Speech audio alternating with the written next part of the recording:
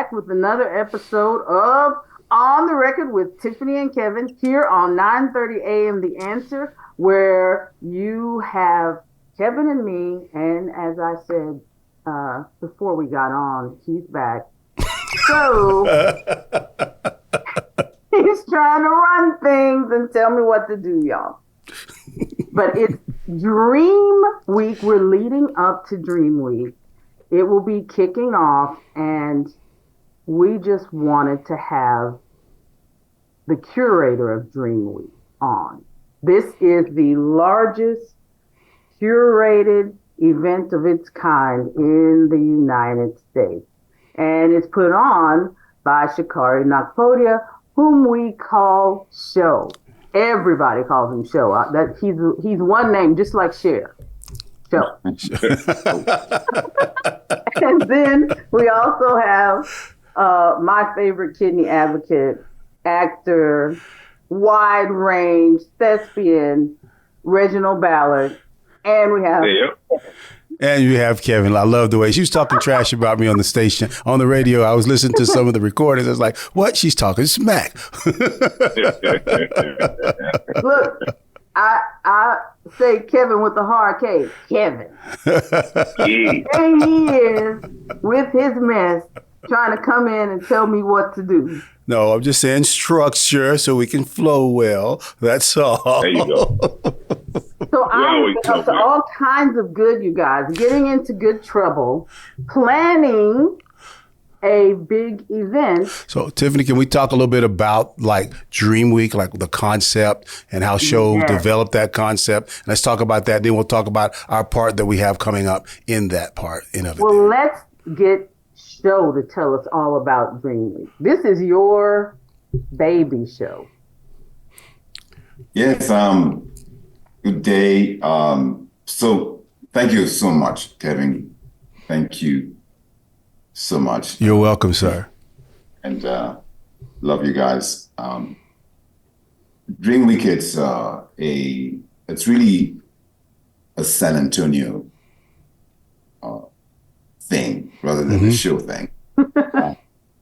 But it's all started off when my advertising agency called the Mighty Group, we were fortunate enough to be given the project of beautifying the MLK route.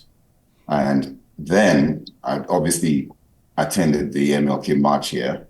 But that day was enlightening because I had to get there at 4 a.m. in the morning and leave after the last marcher had left. And I think we had about 100,000. This is 12 years ago. We had about 100,000 participants.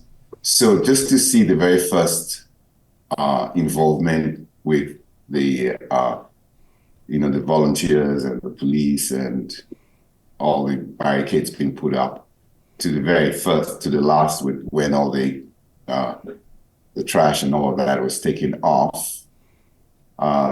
It was such a inspiring moment for me, because I had, besides the Brooklyn Carnival, West Indian Carnival, I'd never seen that many African Americans or Black people in one space together, just one view.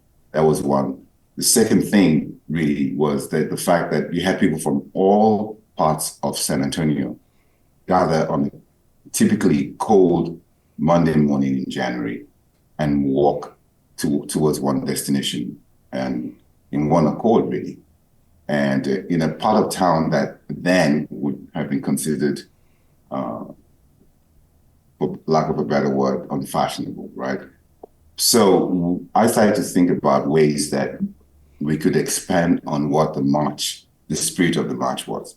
How can we reach out to people who have their hearts in the right places, but maybe just couldn't be bothered to wake up that early in the morning, or for one reason or the other, didn't want to be out there, and extend that spirit outside of that march route itself. And that's really how Dream Week came about.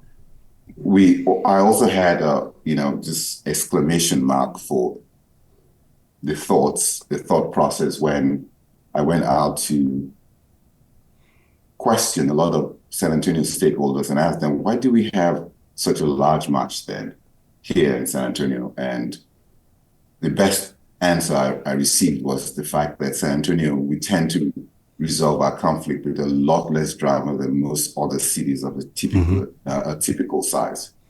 And that was it. I thought, well, maybe we should set up a summit where we get to know each other a little bit better and invite people who,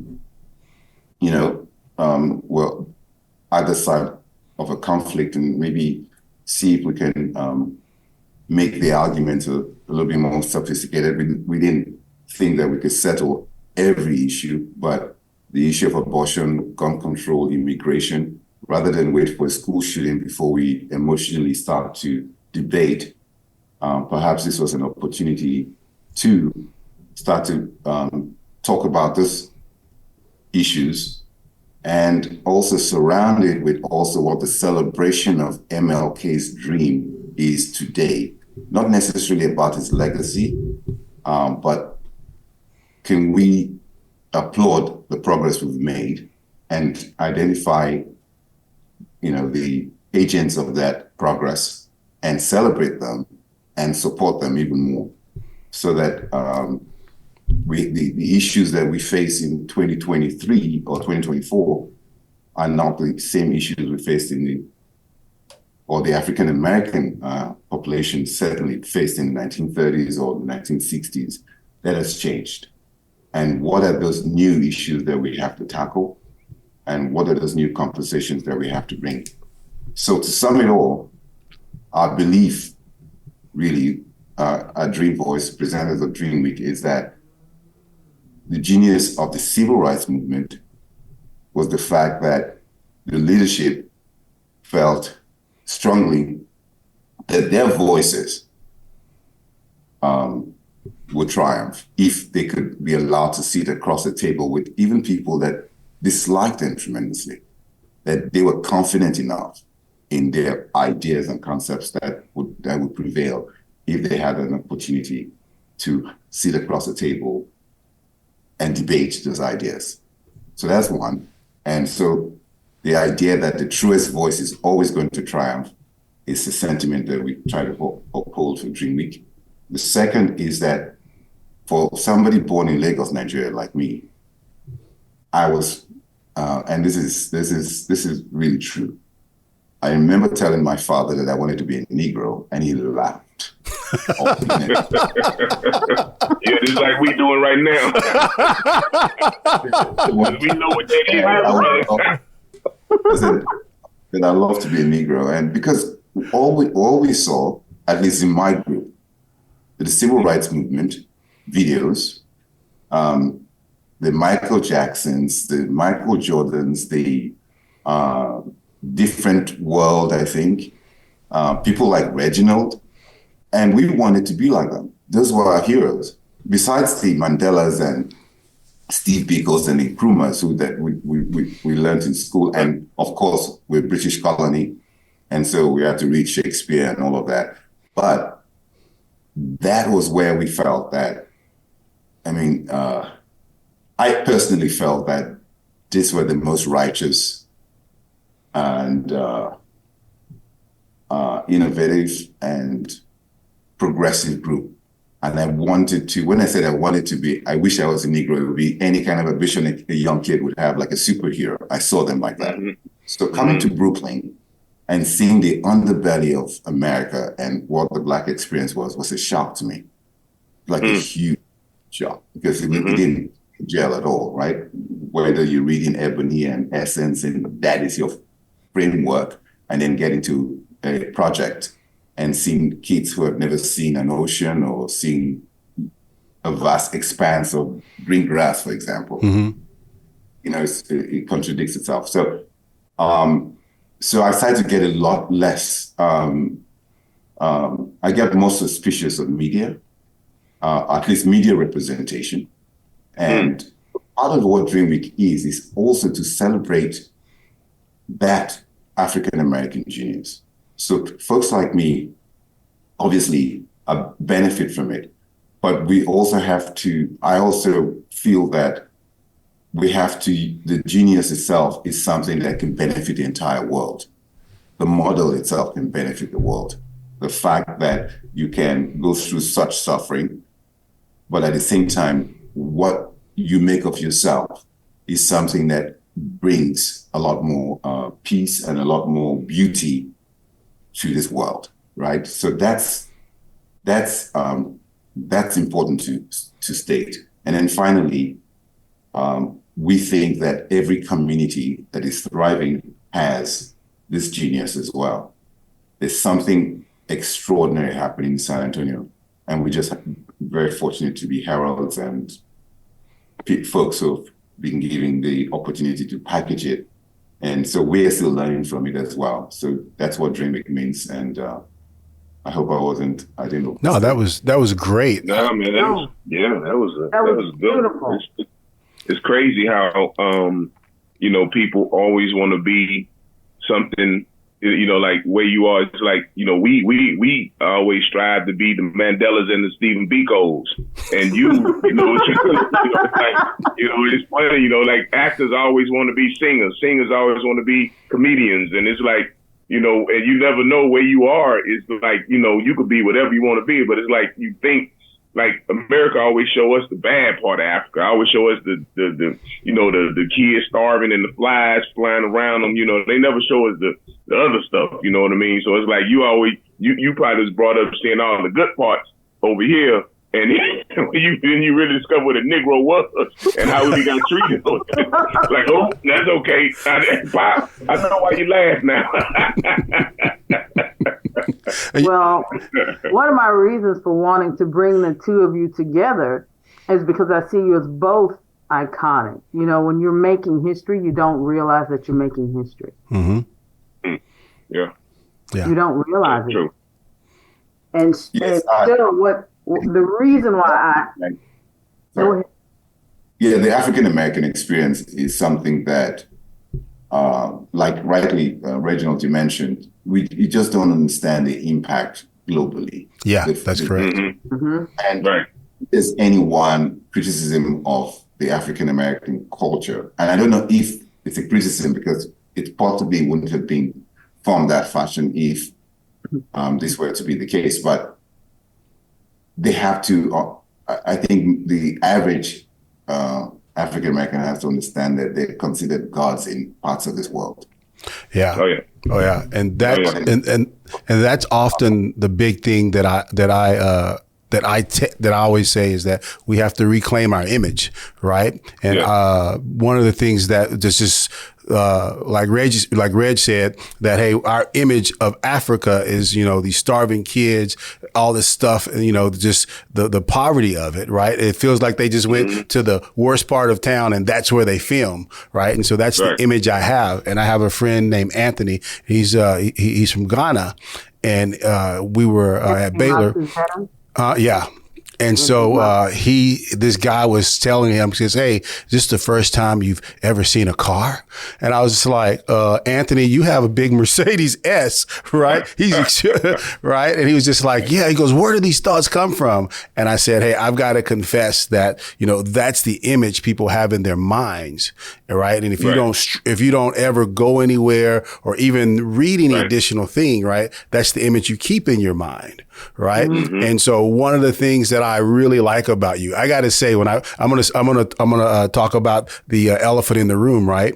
The elephant in the room is, hey, this African guy came over and appropriated one of our black leaders. And I was like, no, not really. I said he had this vision and idea of how to celebrate and elevate the image, right? So that's a big thing that people always have there. And then after meeting you and talking to you, and what you said a few minutes ago was just perfect. You communicated your vision. And I was like, that's the vision that he has. And sometimes I always say this, it takes an outsider, right, whether it be culturally, whether it be from a different profession, to really change things up. right? So people see it differently. I'll give you an example, right? Einstein changed up physics, but he really wasn't that great of a mathematician, right? If you read the history books, right? But he was great at the theory of math, and he came from outside, right? And changed it up. And then culturally, I remember when rap and hip hop kind of blended, it blended with that LL Cool J song and Boys to Men, or was it one of those groups, right? With that whole new sound, but it took people from the outside collaborating to change people's view. From the outside, but adjacent. Yeah.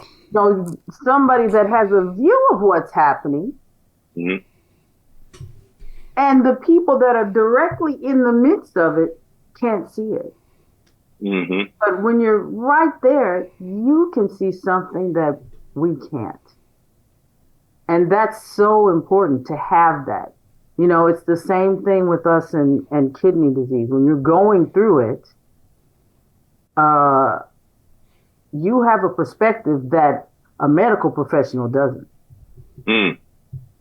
You know, we're not the system that can fix it, but we're adjacent to that system. We are the ones who are actually going through the physical experience of a disease.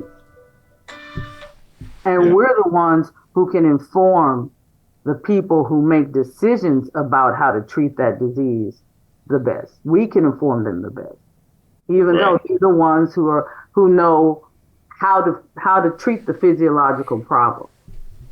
It's always going to be somebody from the outside, but adjacent. Yeah. Because I come from a tall, family at 6 foot. In my teens, I remember just what in my last few years growing up in Nigeria, being referred to like, hey, man, look, you look like a what's the name? You look like a African American brother, And so you give me additional swagger. And then I came here and people say that you look like you're from Africa, you are tall in Africa, and I'm going, what? So it's this kind of myth, right? That every African American is tall. And that's crazy. I feel like Chinese cats now is putting their hair nappy, and they want to be, hey, they want our rhythm, but they don't want our blues, buddy. But look, to piggyback on what Tiffany said, and this is very important. I think that we have to, and I don't know how best to say it, but growing up and reading MLK or Malcolm, then Stokely, Carmichael, I had a CD in England that had 20 versions of the same cut, Charlie Parker, same song, 20 versions of it. Listen to it. It was one of my valued CDs at that time. I just being really appreciative of the culture. So coming here and talking to the average brother or sister and talking about Charlie Parker, and there's no reference, right? And so that bothered me for a while, right? The fact that you have this culture, but you're not appreciative of it, or you don't really have a good sense of what it is. Then I realized that part of the culture is being fresh all the time, coming up with new things, not necessarily just like staying back there and turning back and revisiting styles. So whether it was jazz and then, rhythm and blues of funk and then it's rap, there's hip hop, it's always something fresh and new. And that is not traditionally how most of the world sees stuff. In fact, it's completely opposite, right? From what the British would do. It's all about tradition. It's about following all those steps. It's about what happened in 1348 in summer. The African American says, oh, no, we're leaving that behind. This is something new and fresh. So that was a big lesson, that rather than talk about the youth not being appreciative of the fact that how jazz started, they're more concerned about starting their own new thing now. That's what they're doing. They're living life fully and being completely creative and expressive. So again, these things have a lot of, tentacles, and it's not just as straightforward as, not straightforward. I'm gonna tell you why. I'm gonna tell you why that happened. I'm gonna tell you why it's that. Now, as far as jazz is concerned, Charlie Parker, you talk to my son, he's a jazz pianist. This boy, he'll know everything about jazz. You ask him, I say, hey man, who's the best between Parker and Coltrane? He's like, well, when Coltrane heard Parker play the alto, he threw his alto sax away. I say, well, Parker was better. He said, well, Parker never picked up a tenor. So, but as far as that, I'm gonna tell you why we change all the time, man. It's like once we start like jazz, take this as jazz. We started jazz, and then all of a sudden white people come in and infiltrate it. So we like, okay, we got to do something else. This is like handshake. Like black people did the handshake back in the day, So white people started doing it. So we went to something else. Mm-hmm. So it's like jazz, then white people, blues. Blues came along, right? So when you go to a jazz concert and a blues concert, you see hardly any black people. There's mostly all white people. So they then stole our rhythm, and then now we say, okay, well, let's change to something else. We went to R&B, change to something else. We go to rap, change something else. We go to neo soul, change something else. It's like you say, we keep on evolving, man, because it's like every time we get something, it's like another culture try to come and steal it, and then we'll sit back and let that happen. We don't go to the jazz. Like you say, man, jazz is still important. We don't go to the jazz concerts. We don't go to the blues concerts. We go to the latest thing now. Latest thing now is, with this girl, some red talking about stuff she's talking about. Yeah, so we going to that junk thing. You know what I'm saying? I ain't calling no junk, but we was going to that instead of, embracing, the stuff that, in the past, that's our culture, man. That's like rich, real music, real instruments, real brass, man. Now you can't even go to places and find brass no more. Yeah, but that's also because we get cut off from the historical context and the history of what that is, right? And so that's one of the things that I guess drives me crazy is that we are cut off from the historical significance of what Charlie Parker means, right? We're cut off from the historical significance of all these things. My oldest daughter, Ernie, YouTube has been like the greatest encyclopedia of all times for her, because she can sit there and when you hear, she'll say, you just talked about Charlie Parker. She's writing that stuff down. And next thing you know, there's going to be this whole search engine of everything jazz. And she comes back with all these facts, right? Because we have to have, I'm all for fresh and new. We've got to also have appreciation on the foundation on which all of that is built on. And that's the part that we can't be robbed of, or that we shouldn't be robbed of, is the appreciation of our achievements. Because oftentimes, because we're making history, we don't realize the importance of what we're doing. Right? I'm a big genealogist, and I really love to go back and say, hey, what happened between this period, this time period, and this time period, right? Because we all stand on the shoulders of the giants that went before us, right? And this really, the other day I was clearing up some photos, digital photos, and I came across this photo of Tiffany's grandfather, Joseph Applin, right? He's born Tiffany, 1910, 1921. Mm-hmm. Right. And right before he's sitting there dying of cancer, we're there at the hospital just goofing off, and he's teasing me and everything. And he looks me in the eyes, right? He says, Kevin, and he says, Cabin. That's what they always call me. Cabin, I tell you what, if I was a young man today with all the opportunity you have, I'd be running a lot of things. Right. And here, this is like 2001, 2002. And here, I'm looking at this 75, 76-year-old man, and then I'm contrasting that against the culture and the message that I'm being told that I'm a victim, that is impossible. And here's this 75-year-old man who went through some real racism, right? I got some stories, right, about him, right? He had to move in the middle of the night because a white man was getting fresh, as he would say, with his wife, who was very beautiful, by the way. Mother looked good, Tiffany. Saw the pictures. And he got into a fist fight and beat this guy down, and they had to pack up and move in the middle of the night. Yeah. Right. That was some How we real ended up in stuff. I'm California. not Yeah. downgrading the experience today. I am, but in comparison to what those before us went through, we stand on a much stronger foundation to address those grievances, to build coalitions, to address all of those things. But unfortunately, right, and this is my criticism of the public school system, and one of the beefs that I have is that they rob us of the rich history that's there and the significance of those individuals that came before us and that contributed to it.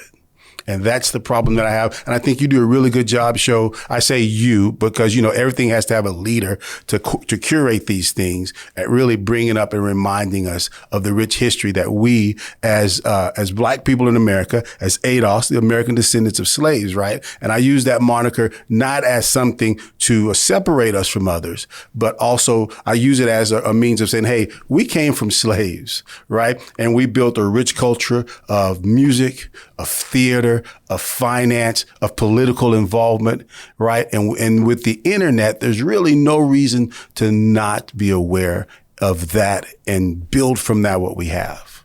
Well, and that's what these groups are for. We don't have to be separated. That's what this show is for. That's what show is doing with the largest curated event of its kind. That's why we have coalitions exist and should exist, and we should be promoting one another at every turn, because that, neighbors helping neighbors, that's how we make sure that people understand what our history is. We need to promote it. We don't have to worry about, nobody else has to promote Tiffany Jones Smith, because Tiffany Jones. I think to sum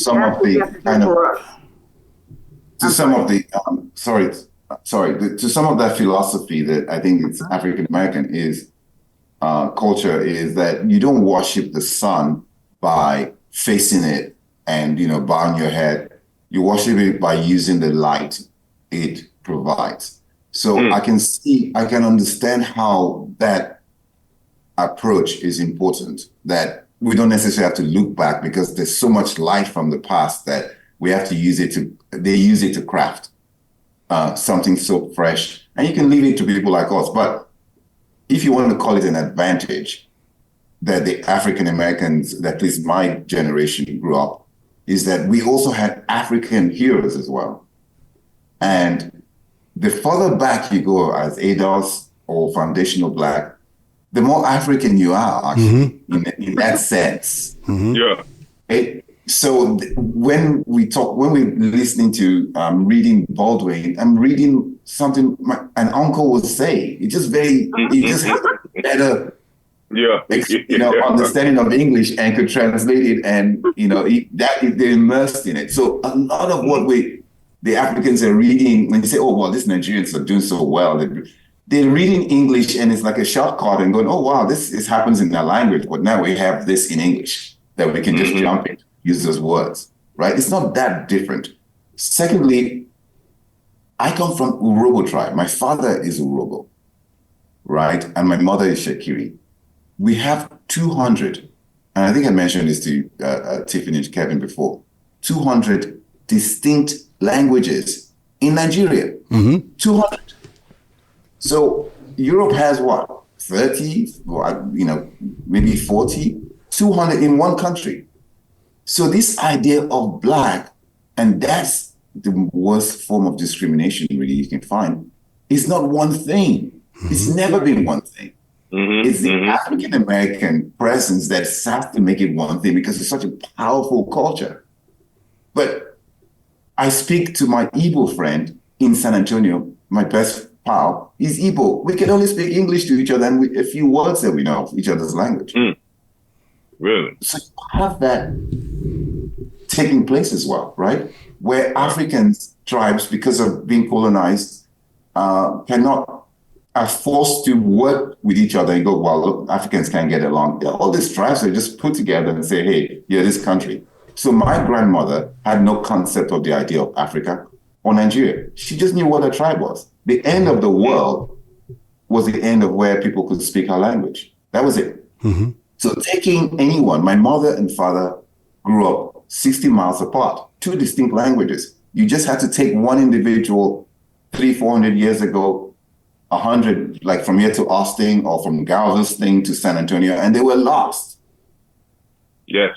And that's one of the reasons you had all these tribal marks and stuff to identify different cultures, right? So we see African Americans primarily as this melting pot of all these different tribes put together.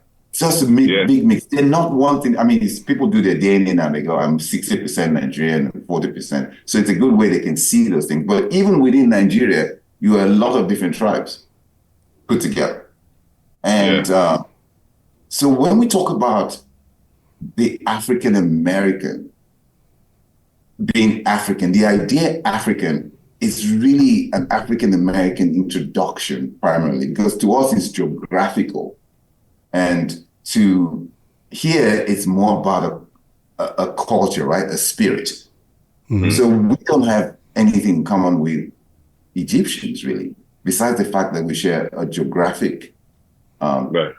And now we can talk about the certain foods and certain, dances and stuff that it just right. The way it is. European is European. But no one's going to confuse somebody from Iceland with an Italian. And we give them that distinction. We allow them that. We say, oh, that's a Frenchman. But we can say an Igbo man, and that's a black guy. Yeah. Or, so that's where we suffer, because we don't appreciate the incredible, I'm talking about just in Nigeria. So in Africa, there are probably about thousands of languages, right? We don't give ourselves that understanding, So look, I'll just be quick about this. I will see some faces in Brooklyn or in New Orleans or something like that. I go, that dude, that prevalent DNA in that person's system is Calabar, or the way that person is acting. So Yorubas are known for they celebrate life, even if they don't have anything. That's part of their culture. The Igbos are known to be very industrious. And any Igbo person in any part of the world is always going to be doing something related to commerce and doing well. It's in their culture. So when you see folks do different things in the African American community, it might be some strong part of their African DNA that is being represented. And then finally, when we talk about whether it's reparations and just to an Urobo man, or if I had this discussion with my father, he will go, as long as, because we're represented by our father's lineage, right? In my tribe, our father, you're from where your father is from. So if you had one drop of white blood that came from a male ancestor, you were that. Really? You were European or you were British. So the idea that you can just dismiss a whole bunch of grandfathers because not ironically, but they raped their grandmother doesn't count in, say, in our tribe. That person is your grandfather. For sure, whether it happened or not. You can't just say, hey, you know what? This part of my blood, I'm going to completely dismiss. I only come from this side of it. It doesn't work that way, right? So that will be confusing if you had to go to the elders in our village and say, well, that was my grandfather, but was a slave. He was a rapist, and it's only my grandmother. It doesn't work that way. So the African American represents this global European, Native American, African mix. That's what makes it completely extraordinary. It's not just purely African.